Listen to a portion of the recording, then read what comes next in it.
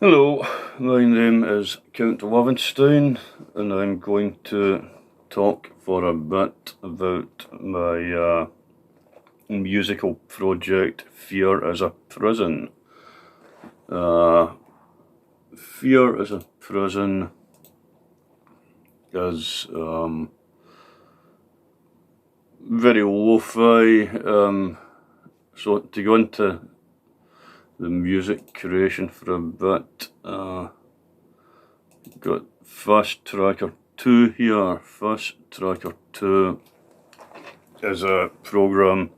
It's based on the Sound Tracker program for the Amiga, which there were many spin-offs like Pro Tracker and Fast Tracker, Scale Tracker. Basically what they do is they act in software like a sampler does. So they let you play sounds, loop sounds, you can cut sounds, you can time stretch sounds, basically all the stuff that a sampler would do. But back in those days, a sampler would cost you crazy amounts of money, about thousands of pounds in today's prices. So for the first time with this type of program, you were able to do stuff that before would have required very expensive bespoke studio equipment in your own house, on your own Amiga or PC. A young person today looking at this would probably laugh. They'd say, "Look, come on, I can do all of that stuff in Reaper or Pro Tools, and I don't even have to learn how to read hex and stuff like that." But at the time, this was quite revolutionary. Just to show it working, this is a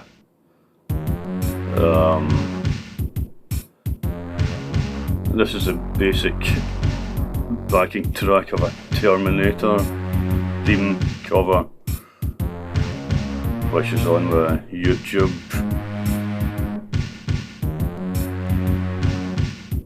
So what I do is I put these together on here, then I can bounce them out as WAVs, single WAVs for each track using Scale Tracker, and then I can put them into a modern workstation like Reaper, which is my favourite one, and add embellishments with synths or guitars or whatever.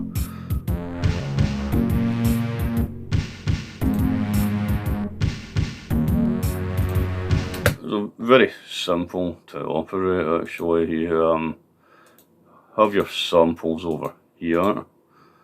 If I switch that to sample, then I can go into this STXX library, ST standing for Sound Tracker. Let's just jump into one of these at random. I can load in any sample I want.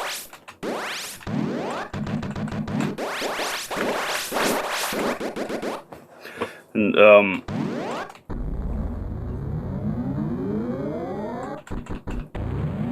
it operates like in the same way as a piano keyboard, octaves going from C to C to C. So you can trigger these samples at any pitch, which is quite handy for stuff like drums.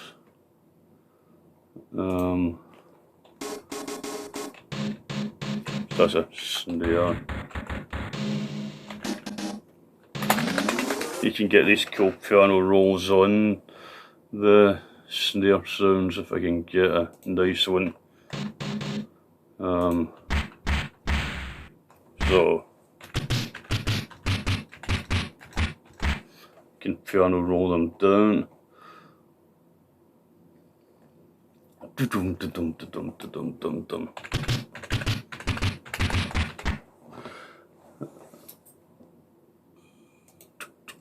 So after that, we'll use things like FL Studio and Reaper with VST plugins to add more embellishments to the music. Then you end up with something like this.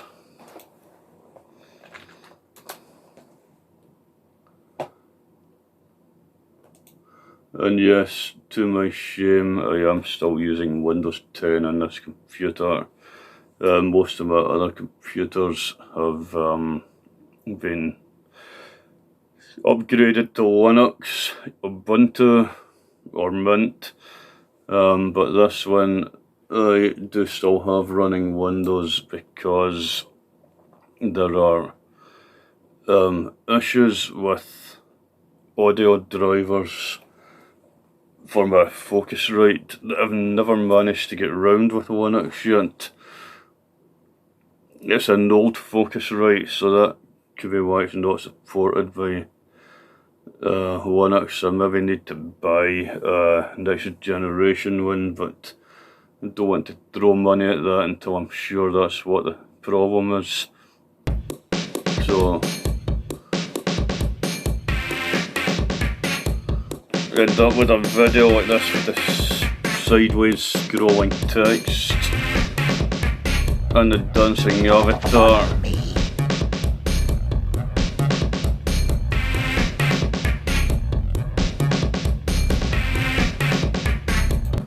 So before I start talking about that, let's go into Reaper and just have a look at Pr1s0n project. So that's the most recent one. Hear the reverb ringing out there. So these are the drums and bonks that I did, and if I just solo up the percussion tracks, if this will be so kind as to work.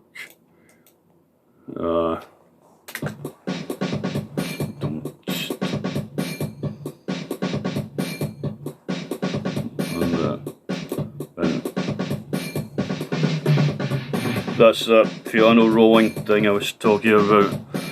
So it's actually the same snare sound, but when you play at different pitches, it sounds like the drummer's going round the cut. Then had this cool sample here coming up in a minute.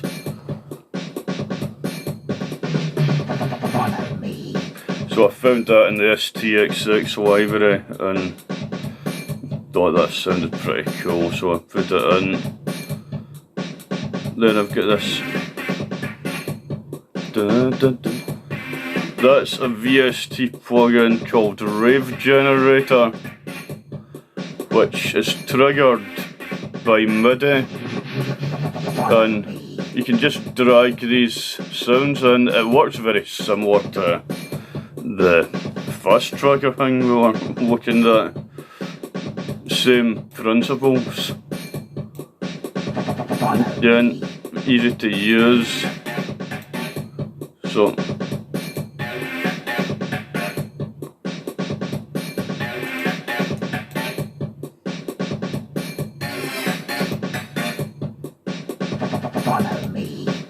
enveloping effects, reverse filter, Akai eyes, lots of cool stuff you can do with it. Anyway, let's take that back to it.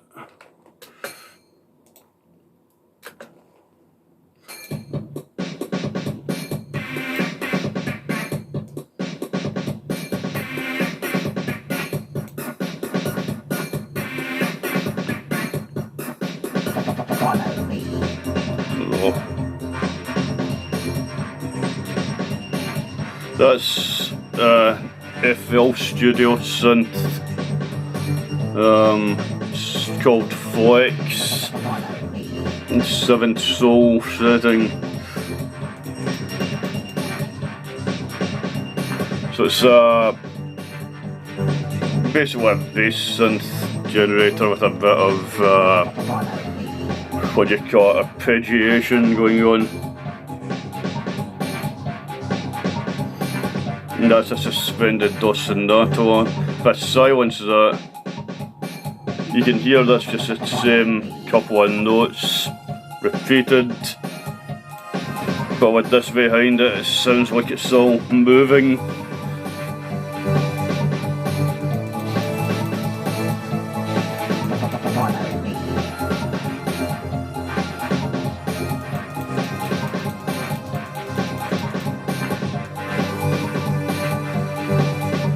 So you have it, all very simple. Goes through a side compressor.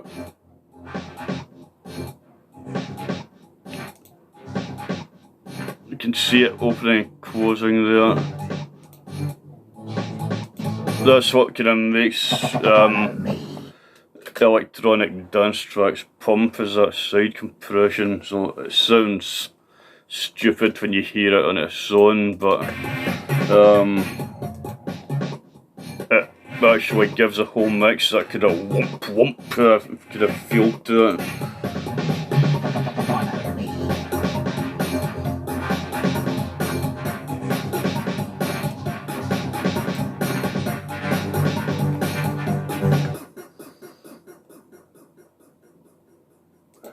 So let's have a look at how the videos are put together.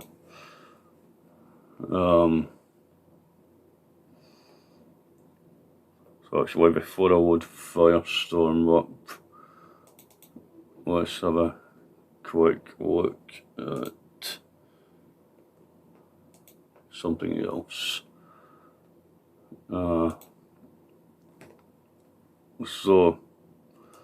this is Fiona and myself. Fiona's my all singing, all dancing 3D avatar. And I would rather be in this folder.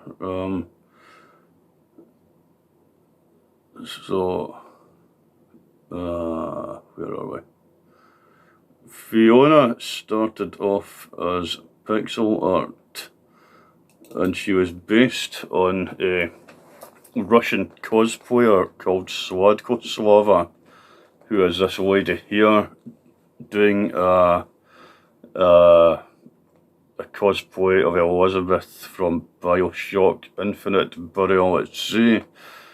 And I used this partly because I really like the way she looks. I mean, she's a very attractive woman, don't think anyone would deny that.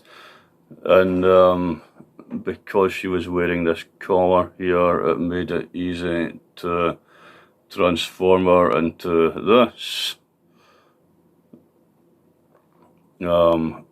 Which, to avoid any copyright, I didn't just lift it straight from one to the other. I hand drew as well as I could the picture of her as Elizabeth, and then I digitized the hand drawing, and I put that through the kind of mill of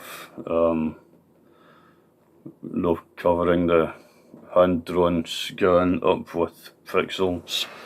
And I can actually, so if I go to the other wall here, and there she is. That is the original tracing drawing of her.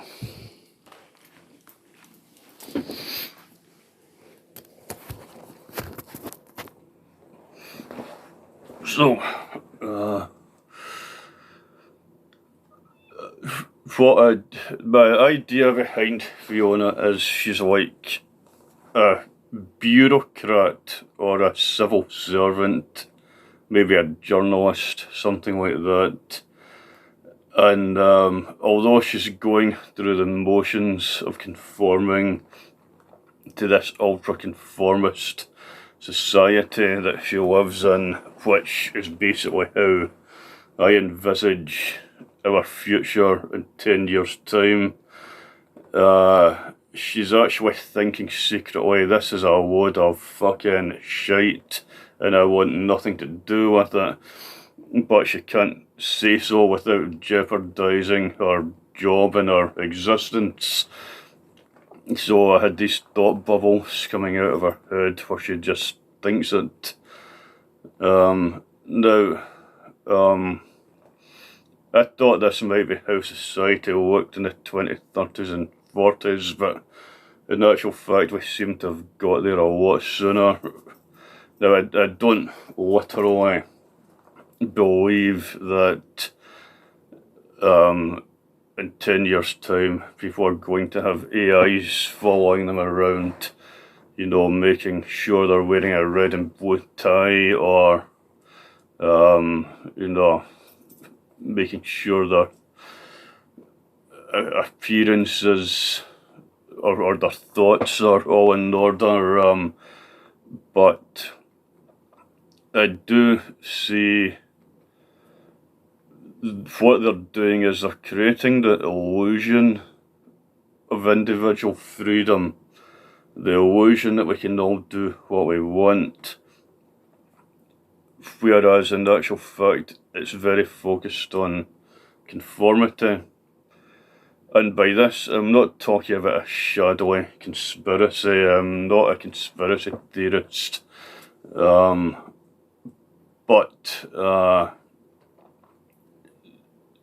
just the very nature of how societies work, there's always going to be an element of that. Otherwise, you don't have a cohesive society. So what we are kind of looking at in our society, if you literally had a drone that followed you around everywhere you went, making sure your tie was on properly, and that you were going to your work and behaving in a polite and professional manner and keeping your mouth shut, people would go absolutely mental, and they would go to London or whatever city and smash it up and burn it like they did in the poll tax riots. On the other hand though, if the drone is sold to you as the latest fucking killer cool app for your you know, your smart device, then people will actually queue up to buy the fucking things. I mean, I carry one. I'm filming one. I'm filming this on one right now, and I know how these algorithms work and what they do, but I still buy into it. So, if even the people that that understand it and think it's shit are buying into it, that's conformism. Especially if the people like me who pride themselves on being non-conformists are conforming to it. You know, that's conformism. It's on a scale that Stalin or Hitler could only have dreamt of. And yet, we all, including myself, buy into it. Because the benefits of conforming to this are huge. What you gain from having a voice in social media and instantaneous global communications, and it far outweighs the fact that targeted ads on Twitter or whatever, or Facebook, might be informing your voting patterns and spending patterns. So there's another version of pixel art Fiona. This is Stacy. Stacy Suit Lady, she calls herself. She provided the image with her kind permission. Actually, I asked her if I could use it, and she allowed it for a text art version. So the text art, ANSI art, it's all done with blocks of text. I really quite like doing ANSI stuff. I actually submitted some ANSI art of mine to the Flash party in Buenos Aires and did quite well with it. No. So this is the more updated Fiona, so let's have a look at her. So go in here. Hopefully nobody will be around who'll want me to talk to them.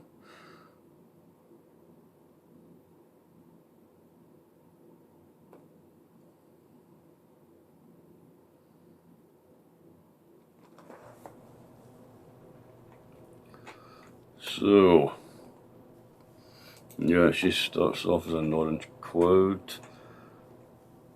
So this is Second Life. It provides you with basically endless opportunities for making cool backdrops and stuff for videos. There's some smoking paraphernalia there.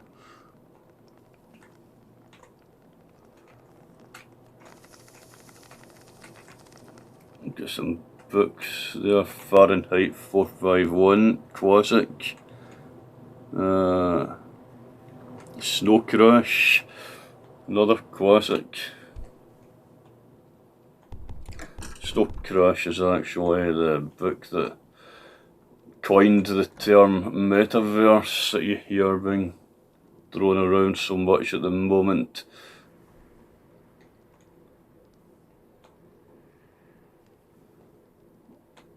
So just for a quick example, I can put Fiona on top of this Rubik's Cube here. Oops.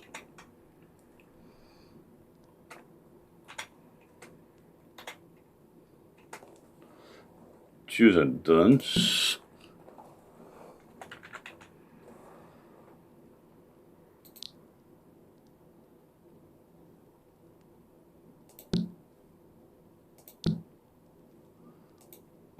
And let's get this lined up.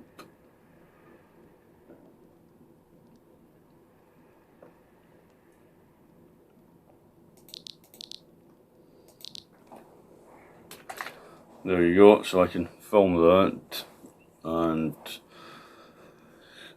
with a little bit of chroma key tech and Shotcut, I can apply things like side-scrolling text, which I will demonstrate in a minute.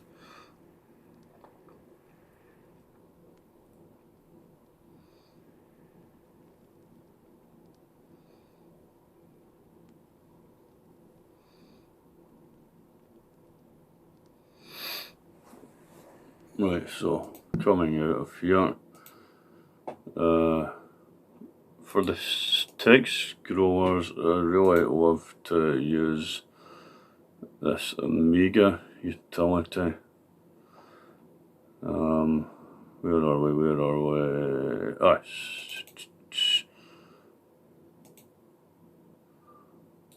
so let's just make that a bit bigger.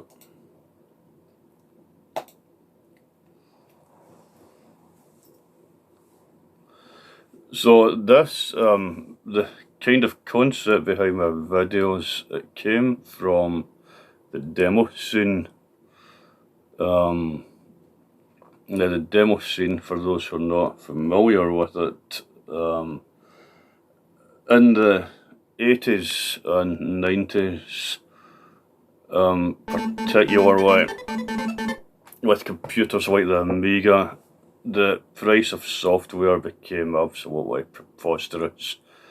So most of the folk that had Amigas were school kids. This was still very much at a time when the older generation were not particularly interested in computers, and many actively disapproved of them and disliked them. So all these 15-year-old school kids like myself at the time were expected to find 25 quid for a game.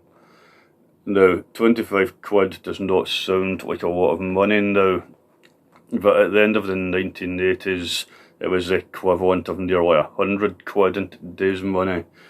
So, school kids could not be expected to come up with 100 quid. And school kids turn into young adults and they learn how to do things like use assemblers to crack copy protection on games and action replay cartridges. In actual fact, a lot of the copy protection was laughably easy to bypass. You simply used an action replay cartridge which more or less did it for you. But the people who cracked the games started making crack draws. So crack draws were wee introductory things on the disc so that when the crack game was loading up, a wee intro crack draw screen would pop up and it would scroll some text saying who cracked the game. It would let you know how awesome they are.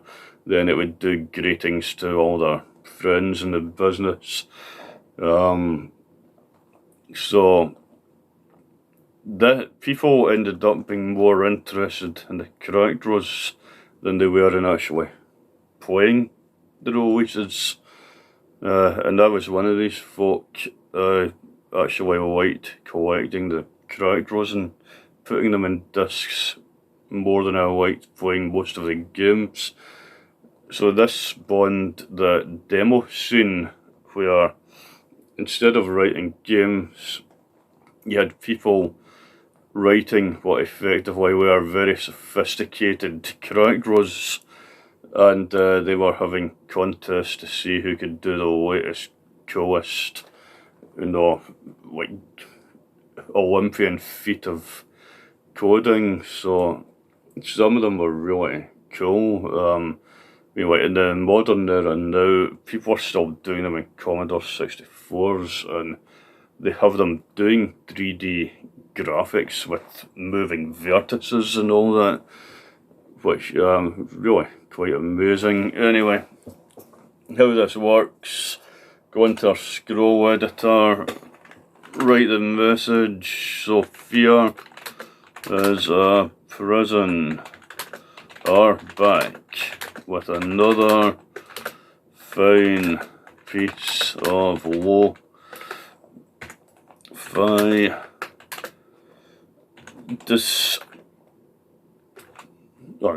dystopian electronic music.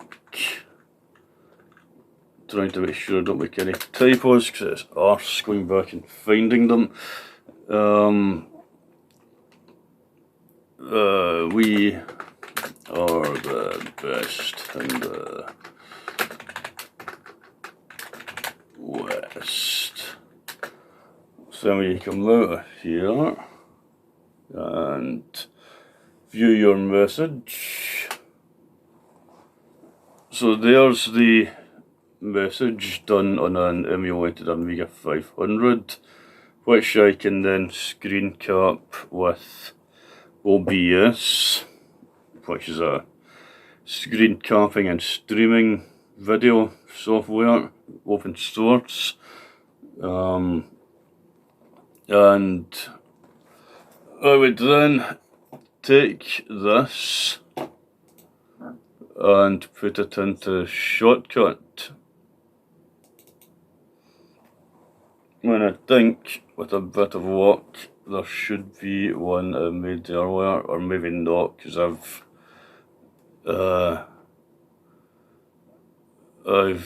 deleted some files. Let's see if I'll find them. It's got a couple of them. Okay. Save it. Yeah, so I've deleted the text scroller, which was the one I actually wanted to demonstrate, so that wasn't too clever. However, I can get the... It's not even in the recycle bin because I've emptied that. However, I can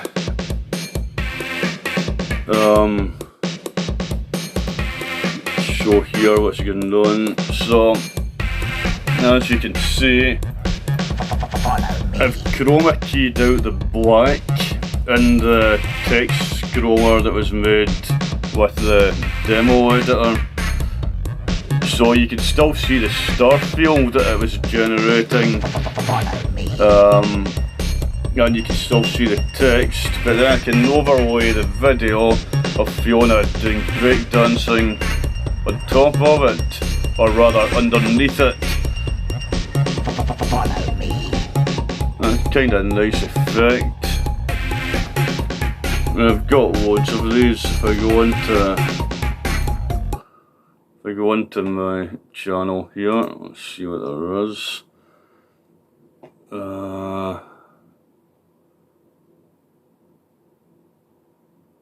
Let's see, where are we? Fears of Prison. I think I've got a playlist somewhere. There it is. So let's see what we got with scrolling text in here. And that looks like a text scroller. There we are.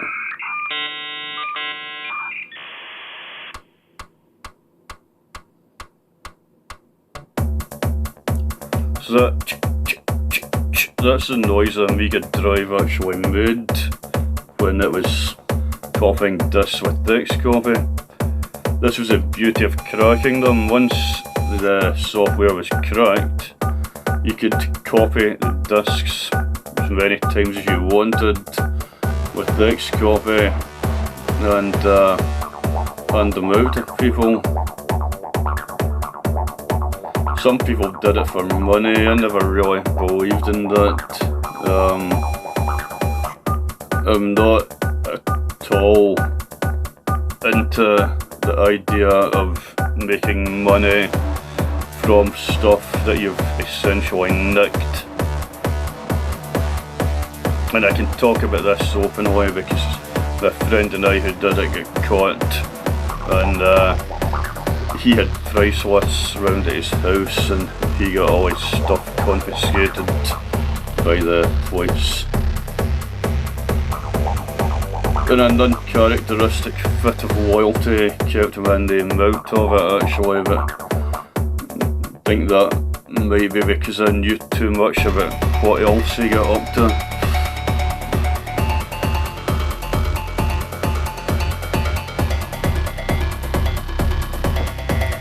So that's Fiona. I filmed that in a green screen in Second Life. Chroma keyed out the green so she can dance with the X copy behind her. And then on top of that, chroma keyed the side scrolling text in along with the star field. So that is how that works.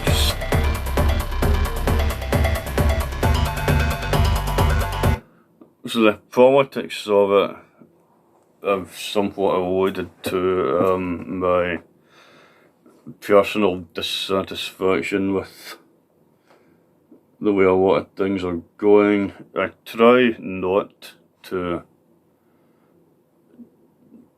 generally try not to point my finger at any specific individual or thing, and I try more to stick to just gently putting forward a point of view that if we were all just a bit more kind to each other and a bit more, a bit less greedy and individualistic. I'm all for individual expression, and I'm all for the freedom of the individual to do, say, and think what they want. But my freedom ends when other people start getting hurt. By that I don't mean that inclined to run around doing violence towards them, but obviously we all want a certain amount of stuff. We all like our electronic gizmos, we all like money, we all like cars, we all like all kinds of things, but not so good as having to go into work and walk past homeless people in the middle of winter. So, personally speaking, and anyone can agree or disagree with me, I think the right of someone to have a warm house and decent surroundings to live in trumps my right to be a multi-millionaire. Now I know a lot of people don't see it that way, but that's entirely up to them. And I do worry about the manipulation of people with algorithms, and I think the current advances in AI technology are going to make that worse. I'm not worried about Terminator type scenarios. I think that's ridiculous. If someone understands how an AI works, all it ever does is compare one set of numbers with another set of numbers. An AI that generates photographs, for example, doesn't even know that it's generating a photograph. An AI that does language modelling does not even know that it's talking to someone. All it literally is doing is comparing different sets of numbers with each other. There's obviously a lot of technicalities that go on behind that are very difficult to understand. I mean, from what I understand, most AI experts will happily admit that they don't understand exactly what the AIs are doing, but they are certainly not going to get switched on one morning and decide it'd be a super wheeze to eliminate mankind. That is just not how they work. Where there is a genuine real danger is where it's the human being in conjunction with the AI. So an AI is not going to decide to do good or bad to anyone, but the human being who's operating it might, and the AI might make it a lot simpler for them to do so. Like guns, I suppose. As many a person from the US has told me, guns don't kill anyone, but they do make killing people easy as fuck. It goes from being something hard, if you try and kill someone without a gun, they're probably not going to blithely let you do it. but with a gun there's probably not a great deal they can do to stop you. AI might turn out to be more like that. In the wrong hands, people will be able to use it to do very unpleasant things. We're already kind of seeing it with deep fakes and all that kind of stuff. They could make politics unimaginably difficult. It would be quite impossible for anyone to make informed, rational political decisions if they cannot believe a single thing that they see or hear.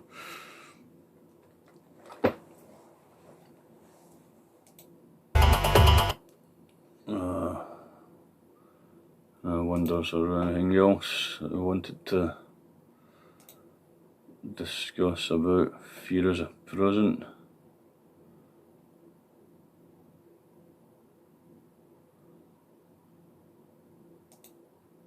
It's the most. Those effects in the voice they're funny things that you can do with the fast tracker we were looking at. More and more people, despite the clueless masses who continue to be entranced by things so ridiculous as X Factor and American Idol, there's larger numbers of people around the world who are realizing the truth and beginning to recapture the capacity to think for themselves.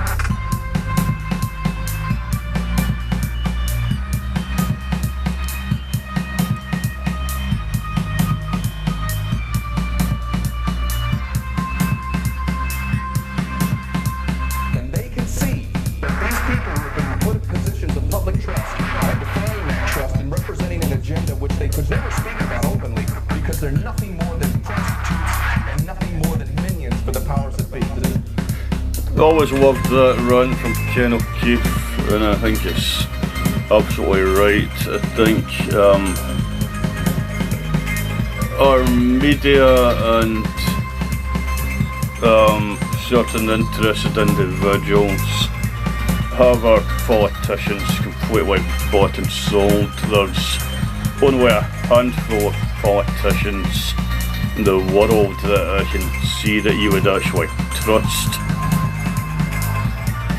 And even then I'm not sure you should be trusting them. They could have their own agendas, but there are very few that don't trot out the same mantras and the same lines.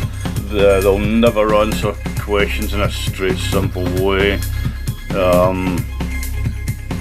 It's all about media management and lies.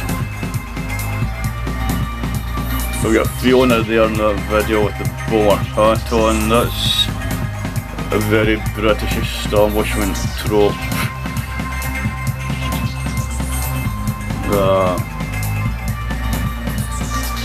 Literally in the old days in Britain, the size of your hat would tell someone at a single glance what section of society you belong to. So if you had a flat cap, you were at the bottom. If you had a bowler hat, you were kind of upper middle, maybe a civil servant or a bank manager or that kind of person. If you had the top hat, then you were one of the ruling elite, someone to be looked up to, and the rest of us should be doffing our flat caps. Utterly fucking ridiculous. But sadly, these bastards do seem to genuinely believe they're a different breed of human being than the rest of us. Actually heard Isabel Loakshot in Question Time the other night commenting that it was ridiculous that the peasants won't pick fruit.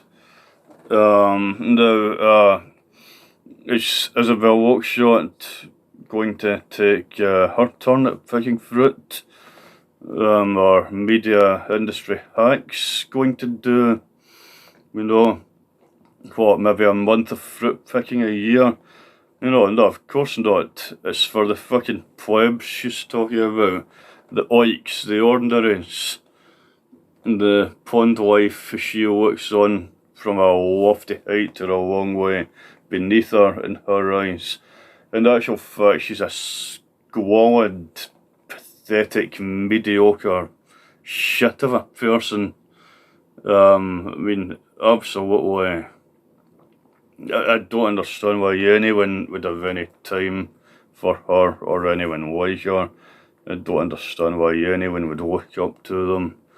That's kind of what Fear of the Prison is about.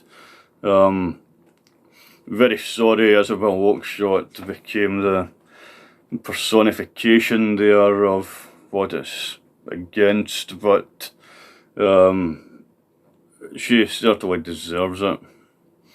There are plenty of others, you know, the kind of Jacob Rees-Mogg types. They can tell lies in a very plausible and relaxed way. Very comfortable and practiced liars. And people will laugh their shit off and believe them. It's almost beyond belief that anyone would listen to that kind of person. You know, if people can't afford to pay their electricity bills, why are they complaining? Why don't they just put it in their parliamentary expenses account like any normal human being? Anyway, on that ranting note,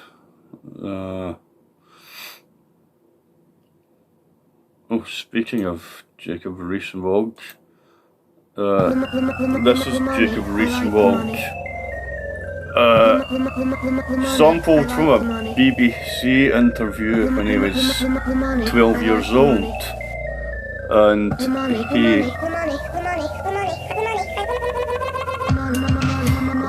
he apparently was obsessed with money from his earliest days. He would either invest the money or buy antique silver with it. I like the money. The money. The money. I like the money. The money. The money. The money. I like the money. And also, it's very pleasing if you get it right and they go up. Money. If my 12-year-old kid was talking that kind of shit, I think I would take him to some kind of mental health expert, a psychiatrist or something. The money. I like the money. And also, it's very pleasing if you get it right and they go up. What do you do with the money then? Well, I either reinvest it or buy antique silver. Yes, I would have spent it in video games when I was 12.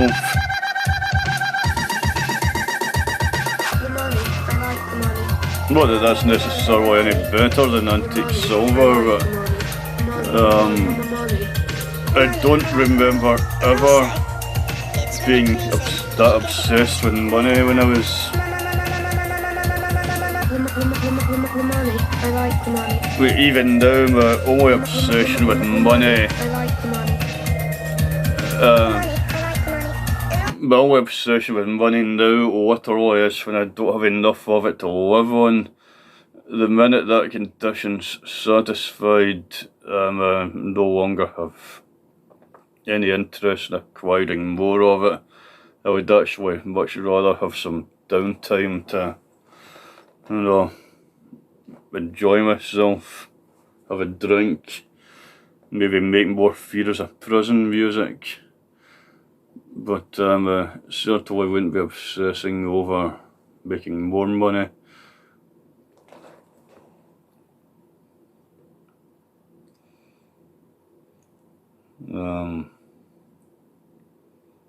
Anything else? else important here? Probably not. I think I've covered most of the stuff I wanted to say about fear as a prison. Perfect.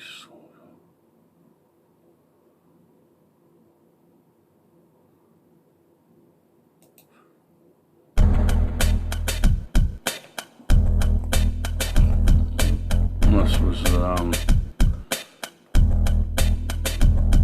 walking around a cyber city that I built in Second Life.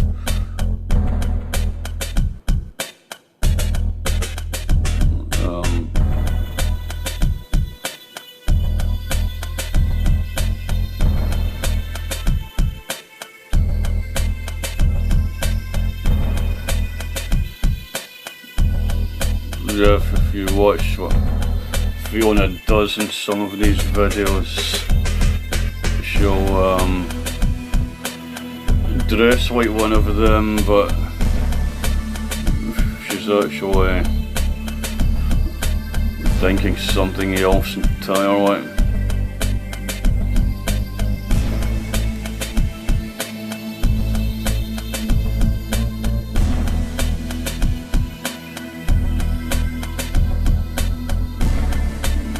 Skateboards I loved, just walked past two skaters there.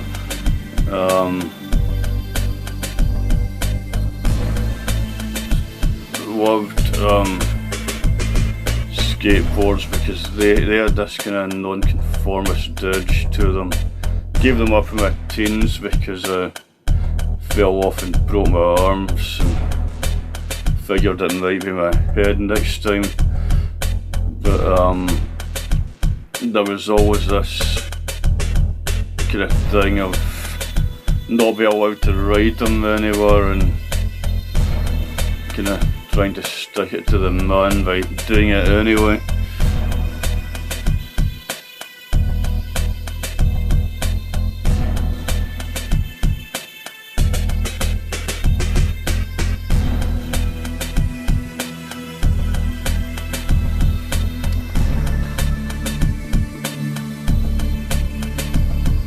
So yeah, when she's not working in the bank or wherever it is she works, Fiona likes hacking.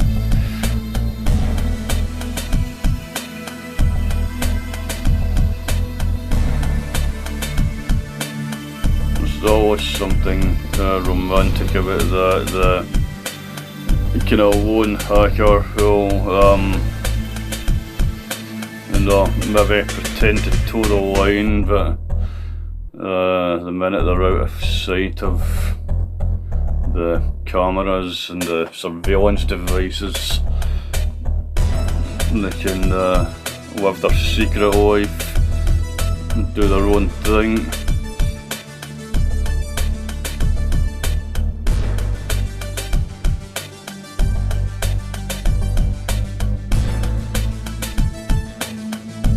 In this case, a bit of exotic dancing.